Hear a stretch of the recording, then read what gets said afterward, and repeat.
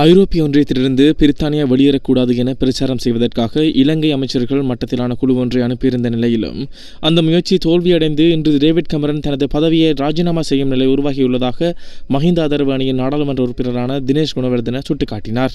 இதனால் அவருக்கும் பிரதி வெளிவார அமைச்சருக்கும் இடையில் சபையில் நேற்று வெள்ளிக்கிழமை கடும் சொற்போர் இடம்பெற்றது. நாடாளுமன்றத்தில் நேற்று தகவல் அறியும் சட்டமூலம் மீதான விவாதம் நடைபெற்ற போது இவ்வாறு சர்ச்சை உருவாகியது. இதன்போது தினேஷ் குணவர்தன தமது உரையில் மேலும் குறிப்பிடுகையில்,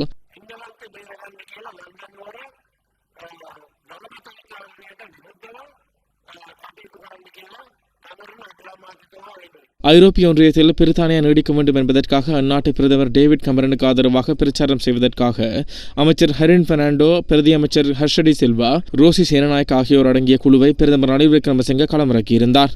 ஐரோப்பிய ஒன்றியத்தில் பிரித்தானியா நீடிக்க வேண்டும் என இலங்கை குழு பரப்புரை செய்தாலும் அந்நாட்டு மக்கள் அதற்கு மாறாக வாக்களித்தனர். அவரது பொருளாதார நிலவரத்தை கருத்தில் கொண்டு பிரித்தானியா வெளியேற வேண்டும் என வாக்களித்தனர்.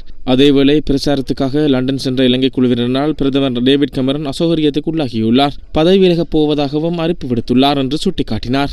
தினேஷ் குணவர்தனவின் உரைக்கு பின்னர் தமது உரையை தொடர்ந்து ஹர்ஷடி சில்வா, நாம் லண்டன் சென்றோம், அங்குள்ள இளைஞர்களுடன் பேச்சு நடத்தினோம். பிரித்தானியாவில் என்ன நடந்தாலும் எமக்கென என்ற மனநிலையில் கிணற்று தவளை போல் எமக்கு இருக்க முடியாது என்று பதில் கொடுத்தார்.